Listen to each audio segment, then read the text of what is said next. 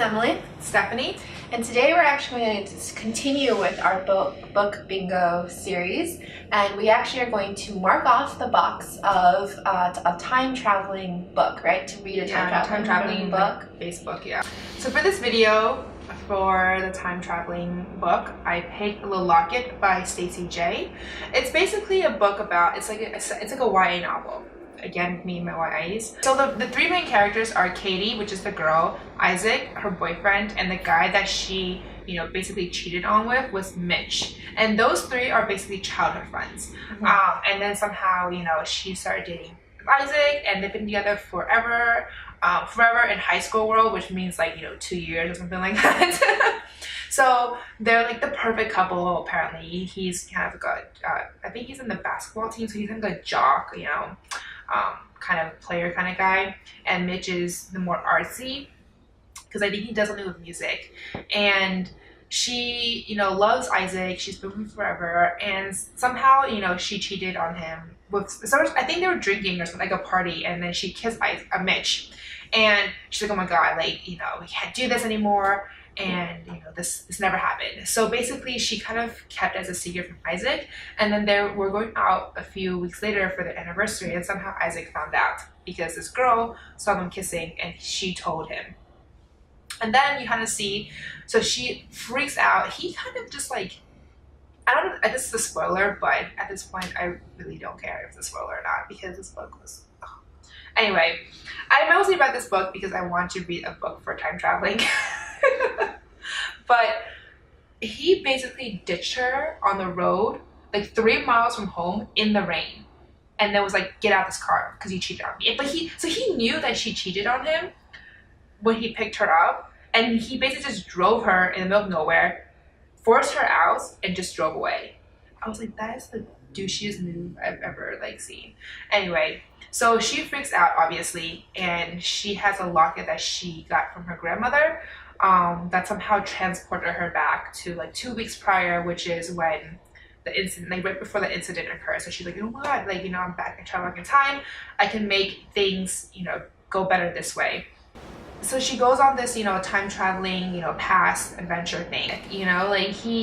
You kind of see throughout the book what kind of guy he really is, and how he was always very self-centered. He cared about himself and his basketball and his training as opposed to her a lot of times. And he a lot of times he would say, "Oh yeah, let's meet up," and then be super late because he would be like, "Oh, I was training, I was practicing," and kind of put her to the back burner. But she was so naive in her mindset with her romantic life of Isaac that she kind of didn't see it or didn't care about it until now that she kind of got look back into the past. She kind of was like, "Oh, you know what, he always does this to me." And I'm like, if you knew that already, you just didn't realize it, why would you ever be with him anyway? So basically I didn't like the book. That's my Really? Yeah. But wow.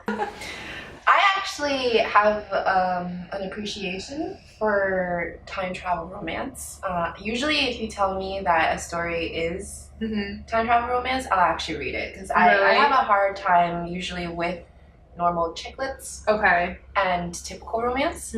But time travel just has this thing about it in terms of, because it has a sci-fi aspect to it. Yeah, perhaps. And also there's a level of forbidden transformation. Things can't be fixed, but people are going to try anyway. It's that sense of doomsday feel that maybe I'm attracted to. Okay.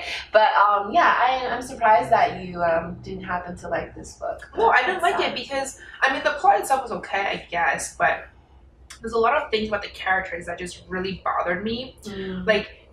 Her and her naivete, and then Isaac and his self-centeredness, and then Mitch and his everything's okay, let's be friends, but you see him with this intense gaze on her all the time. He'd be like, "Mitch is looking at me with this adoring gaze," and I'm like, come on guy, have some balls, And then and she was so wishy-washy. She was like, "Oh, so every time she spent time with Mitch, because they're still best friends, she would be like, 'Oh, he's such a great guy,' and then she goes to Isaac like, 'Oh my god, he's such a great guy,' and I'm like, no, one of them isn't a great guy. You can clearly tell that one's an asshole." But she was just so wishy-washy between the two The two guys honestly weren't like, I mean, they're just by far so much better in terms of like personality and character compared to Isaac. That I was just like, oh, well, it's a no-brainer. But I don't know, high school girls, you know.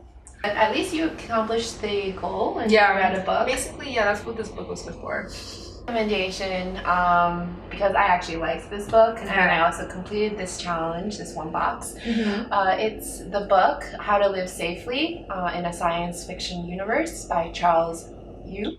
It follows a man who lives in some galactic outer planet, and this is obviously in the future, and he's a time machine mechanic. He helps people fix the inevitably unfixable. So many people try to use a time machine to change a past that cannot be altered, and he needs to make sure that they don't end up having faulty loops. Right. So he goes in and tries to fix other people's problems, even though legally it's okay for people to, you know, indulge in this sense of like undeniable life, right? Like you can't change it, but you're going to continue to try to travel back and do something about it. And it kind of delves a little bit more into his thinking and it's kind of like a meta science fiction in a way, where he kind of goes into his thinking about how like he has a dog that doesn't necessarily really exist in time because of how someone else dumped the dog in some other timeline, but then it traveled to him in some weird way. And he also has this AI,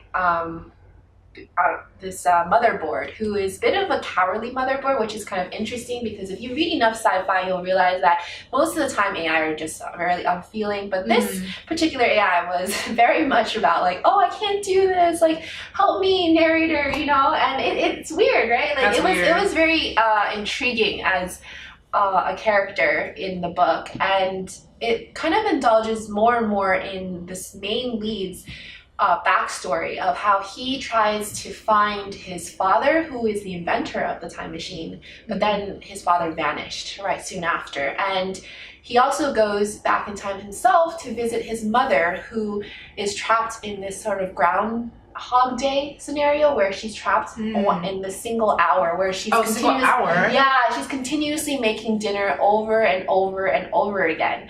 So that sucks, man. Yeah, and overall the arc of the entire synopsis of the story is so, and I don't really want to go too much into like what happens in the end, right? Because it is quite fascinating, but it's definitely a weird, interesting coming of age story. Even though, like, I guess, like for him, he's a little bit more like the character himself is a bit in like his late 20s, early 30s. But given the nature of time travel, it's like you can't really discuss coming of age in the normal way. So I would definitely say it's like a coming of age story for older folks.